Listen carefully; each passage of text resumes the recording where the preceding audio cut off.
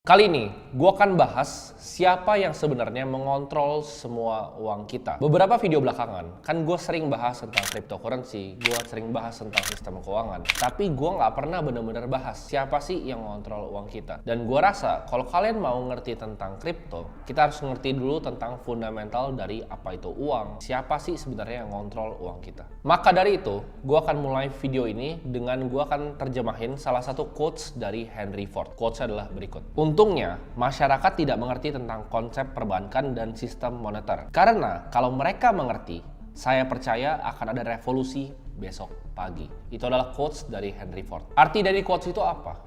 Bahwa masyarakat itu punya pengetahuan yang sangat cetek terhadap apa? Terhadap sistem moneter kita, terhadap sistem keuangan kita, terhadap sistem central banking dunia. Di sini gue akan coba untuk buka sedikit ya pemikiran kalian terhadap apa yang sebenarnya terjadi di dalam sistem perbankan kita dan betapa jahatnya sistem central banking. Ini semua adalah pengetahuan yang gue rangkum selama kurang lebih 7 tahun berkecimpung di dunia financial market. Pertanyaan paling sederhana sebelum kita sibuk mikirin central banking, kita sibuk mikirin siapa sih yang kontrol uang, kita harus tanya pertanyaan fundamental dulu, yaitu apa itu uang? Ini ada yang mungkin jawabnya berbeda-beda. Oke, misalnya gue pernah dulu ngomong store of value. Ada yang bilang uang itu adalah alat tukar. Tapi apa sih sebenarnya uang itu? Kita nggak pernah diajarin ya, mau kita di sekolah, mau kita di kuliah, sama guru-guru kita tentang gimana sih caranya uang bekerja dan apa itu sebenarnya uang. Kita itu diajarin ya dari kecil bahwa uang itu adalah sesuatu yang susah dicari. Kita diajarin mungkin sama orang tua kita untuk menabung di celengan, ya kan, celengan ayam. Kita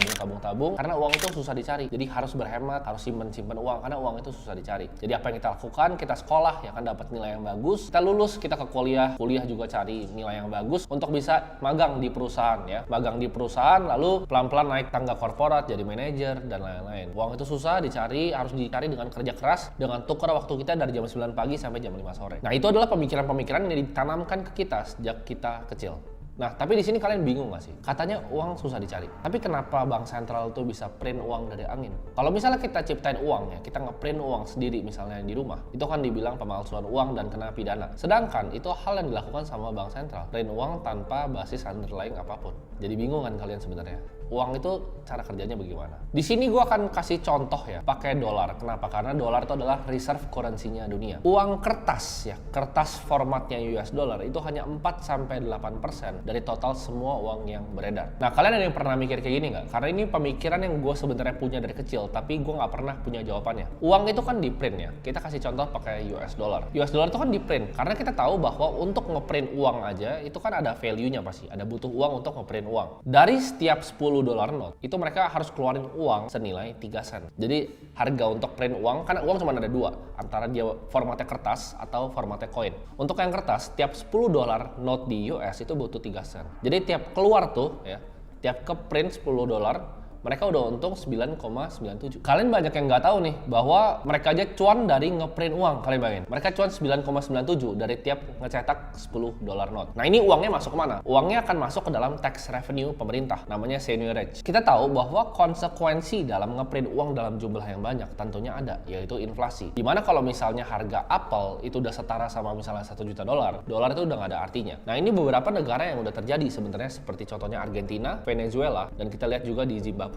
Jadi uang itu di sana udah digambar-gambar, dibuang-buang di jalanan, orang pakai gotong-gotong, pakai truk. Kenapa? Karena uang itu udah nggak ada artinya ketika udah terjadi namanya hyperinflation. Nah, sebenarnya uang itu adalah tolak ukur value. Anggap fiat itu seperti tolak ukur value yang terus tergerus dari inflasi. Di chart ini ya, kalian bisa lihat dari USD relative purchasing power. Jadi dia nilainya terus tergerus turun. Untuk bisa masuk lebih dalam lagi ke pertanyaan fundamental, yaitu apa itu uang, kita harus lihat uang seperti ini. Kan uang itu kita tahu bahwa itu adalah tolak ukur value ya. Tapi apa sebenarnya value itu sendiri? Jadi kayak misalnya kita balik ke zaman dulu, kita tinggal di sebelah sungai. Kita punya dua opsi untuk misalnya mau nangkap ikan. Kita mau keluarin banyak waktu kita untuk nangkap pakai tangan, atau kita buang misalnya 3 jam, 4 jam waktu kita untuk cari kayu, ya, bikin kayunya jadi tajam, bikin rapih jadi tombak. Jadi kita nangkap ikannya ntar ke depannya lebih gampang. Nah, tombak ini memiliki value. Kenapa? Karena kita membutuhkan waktu untuk bikin tombak ini. Jadi sistem barter itu misalnya orang punya apel berapa, tuker sama tombak yang kita bikin buat dia gampang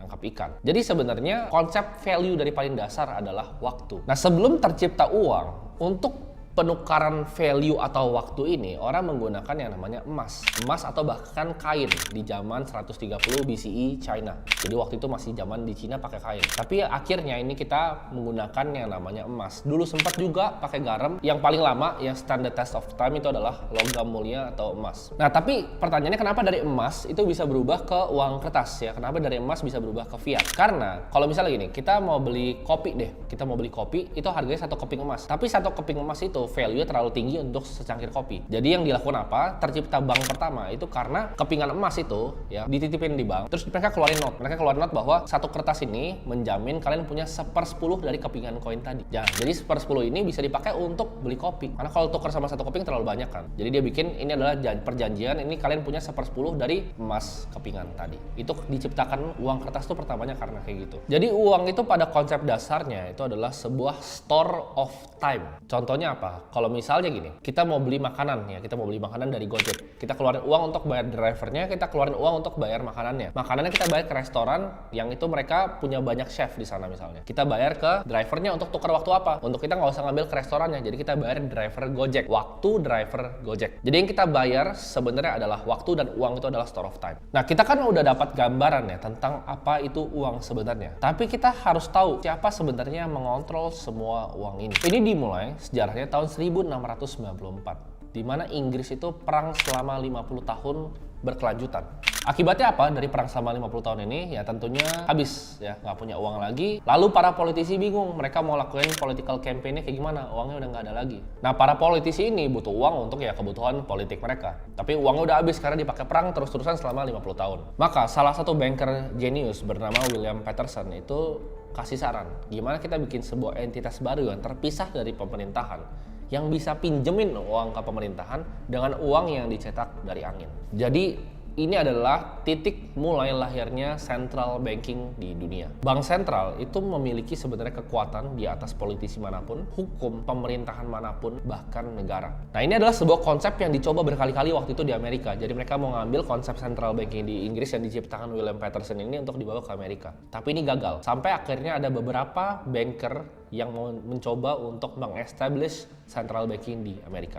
Di tahun 1910, tepatnya bulan Desember, ada 6 orang paling influential di dunia finansial, yaitu ada Paul, ada Nelson Aldrich, ada Frank Vanderlip, Benjamin Strong, Henry Davidson, Charles Norton, dan Abe Andrews. Ini meeting dilaksanakan selama 9 hari lamanya, dan mereka menciptakan namanya The Federal Reserve, atau yang kita tahu sekarang The Fed. Ini pertemuan dilakukan dengan sangat rahasia, jadi nggak ada satupun reporter yang meliput. Ini 6 orang paling berkuasa di dunia waktu itu ya. Jadi ini 6 orang buat kalian dapat sedikit gambaran seberapa berkuasa 6 orang ini. 6 orang ini punya 1/4 harta satu dunia. Jadi 1/4 harta satu dunia ini cuma dipunya 6 orang ini. Dan mereka ketemu waktu itu di Amerika untuk establish the Federal Reserve System. Nah, ini adalah kebohongan yang sebenarnya mereka bawa. Ya, mereka bilang the Federal Reserve ini dibikin untuk menstabilkan ekonomi, untuk menjaga ekonomi dan lain-lainnya ke masyarakat. Tapi yang sebenarnya terjadi adalah apa? Kalau sampai Bill Federal Reserve ini tembus sama Kongres, yang bisa dilakukan sama mereka 6 orang ini adalah kemampuan untuk mencetak uang dari angin. Jadi ini sangat sebenarnya bahaya. Gak cuma mencetak uang dari angin, tapi meminjamkannya ke pemerintahan Amerika dengan mendapatkan bahkan bunga lagi. Ini sebuah sistem yang menurut gue pribadi itu bisa membuat ketidakstabilan sosial yang sangat tinggi, bisa bikin ekonomi itu dibikin roller coaster. Mereka bisa kapan maupun mereka mau, mereka merubah keputusan mereka untuk market itu turun, untuk market itu naik, untuk ngeprint uang. Jadi semuanya itu mereka yang kontrol dunia ini. Dimana kalau kita perhatiin setiap krisis, orang miskin akan makin miskin dan orang kaya akan makin kaya. Ini akan membuat kesenjangan sosial yang tinggi di semua bagian dari dunia. Dan bill ini dinamakan Federal Reserve Act di tahun 1913. Jadi mereka berhasil menipu publik dengan cara yang sangat pintar. Jadi ini caranya mereka. Mereka bilang ya, mereka sebar di banker-bankernya bahwa banker itu ngelawan untuk bikin Federal Reserve ini. Jadi semua bank-bank besar di Amerika ngelawan, bilang, oh kalau ada bank sentral nanti kita semua mati. Nah, jadi publik kan sebenarnya publik benci sama para banker kan. Publik benci dengan orang kaya. Jadi publik mikir gini, kalau misalnya para banker ini benci sama Federal Reserve ini, mereka pikir, oh ini berarti ini hal yang baik, karena banker yang jahat ini benci ini. Jadi Federal Reserve adalah hal yang baik, dan akhirnya billnya tembus di Kongres. Jadi mereka pintar banget. Padahal itu semua teman-temannya mereka yang orchestrate untuk bikin PR seperti itu di publik. Federal Reserve ya, atau The Fed sampai hari ini adalah entitas paling berkuasa di Amerika. Ini sebenarnya kalian banyak yang salah. Banyak kira Federal Reserve itu satu dengan pemerintahan. Enggak. The Fed ini adalah independent agency. Mereka nggak tunduk pada pemerintahan. Tidak ada satupun government agency yang bisa ambil action terhadap Federal Reserve. Tidak ada audit, tidak ada yang ngeliatin ngapain Federal Reserve ini. Mungkin kalian yang nonton video ini bingung, apa hubungannya sama gue? Ini kan di US, Federal Reserve Central Banking kan US dollar. Apa hubungannya? Ini adalah sistem yang dicontek sama semuanya bank sentral ya. Contohnya apa? ECB Euro sistemnya Eropa, bahkan Bank Indonesianya Indonesia. Semuanya tuh contek sistem Federal Reserve ini sama. Negara yang nggak punya bank sentral cuma 3, Iran, Kuba, dan Korea Utara. Semuanya itu punya.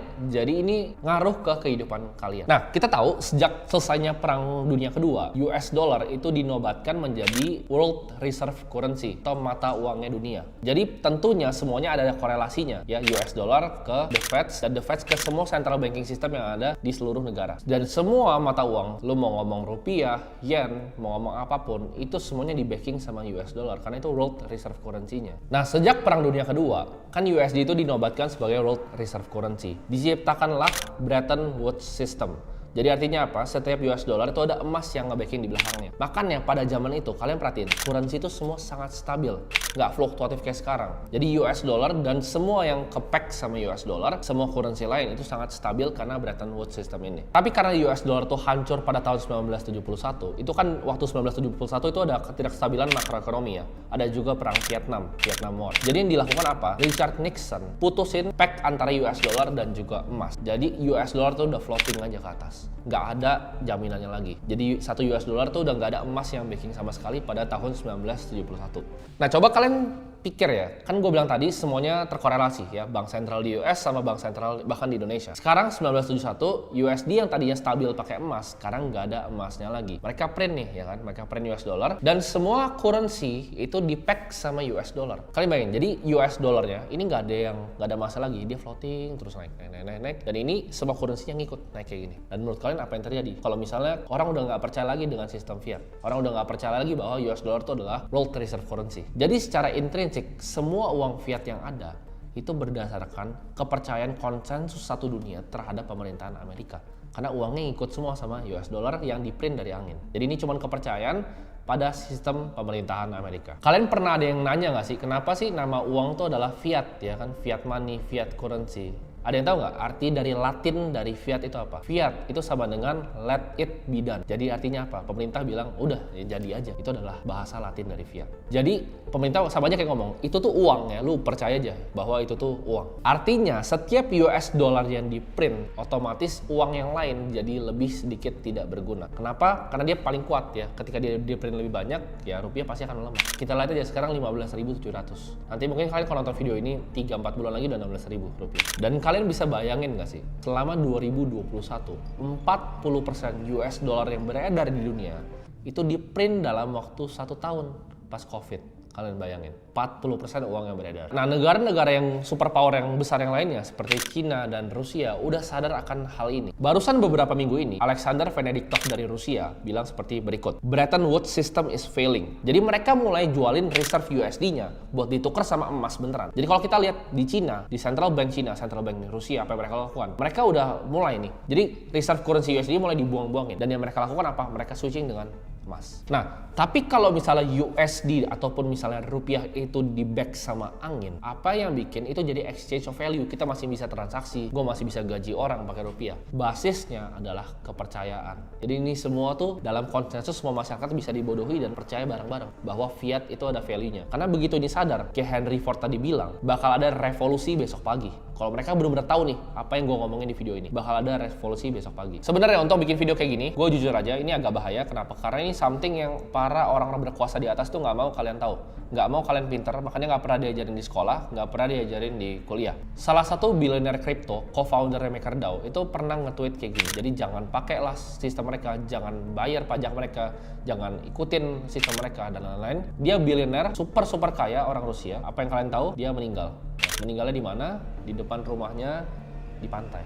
Jadi kalau misalnya orang bilang itu meninggalnya, yang kita nggak tahu apa yang terjadi ya. Cuman hal ini tuh sebenarnya banyak yang orang-orang nggak mau tahu. Banyak dari kalian mungkin nonton youtuber ya kan, youtuber finansial yang ngajarin tentang krisis tahun 2008 gitu. Cuman kalau kalian benar-benar pelajarin, kenapa sih sebenarnya terjadi 2008? Gak ada yang bisa jelasin ke kalian kenapa itu terjadi. Semua orang bilangnya subprime mortgage, bla bla bla. Tapi ini sebenarnya kalau kita tarik, ini terjadi dari tahun 2000. Dan yang bikin crash ini itu bukanlah Lehman Brothers, bukanlah bank-bank besar lainnya. Ini sebenarnya dimulai sama Federal Reserve. Kita backtrack ya sampai tahun 2000 ketika terjadinya .com bust. Internet company tinggi banget terus hancur. Si Alan Greenspan melakukan kebijakan di mana dia potong suku bunganya, chairman-nya potong suku bunganya sampai 1%. Ini untuk apa? Kalau misalnya suku bunga 1%, ini encourage orang untuk apa? Ya, untuk minjem uang. Untuk minjem uang untuk beli apa? Untuk beli rumah. Karena suku bunganya 1%. Jadi untuk dapat uang tuh gampang. Semua orang beli rumah. Kalau semua orang beli rumah dengan minjam, apa yang terjadi dengan harga rumah? Karena semua orang minjemnya gampang, harga rumahnya naik, terbang. Simple kan? Itu simple logic. Bunga lebih murah, kita pinjam aja sama bank, kita beli rumah, terus rumahnya naik semua, ya kan? Tetangga kita beli rumah naik juga harganya, tetangga kita beli lagi naik juga harganya. Jadi semua orang ngerasa ini ekonomi yang makmur, semuanya tambah kaya. Tapi tambah kaya dari apa? Dari uang yang dari angin sebenarnya. Jadi kalian bisa bayangin nggak sih? Itu yang terjadi dari 2008 itu karena cuma satu kebijakan tahun 2000. Ya dia motong suku bunga sampai 1%.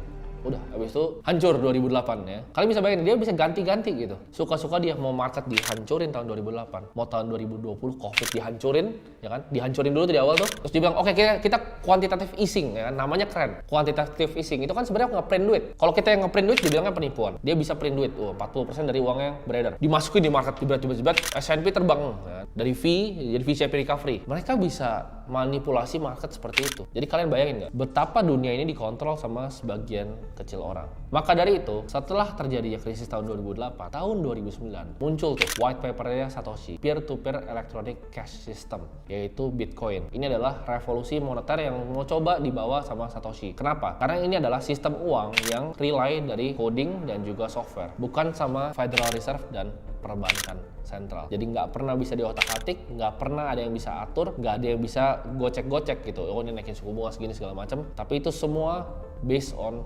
coding, matematika, dan juga fisika.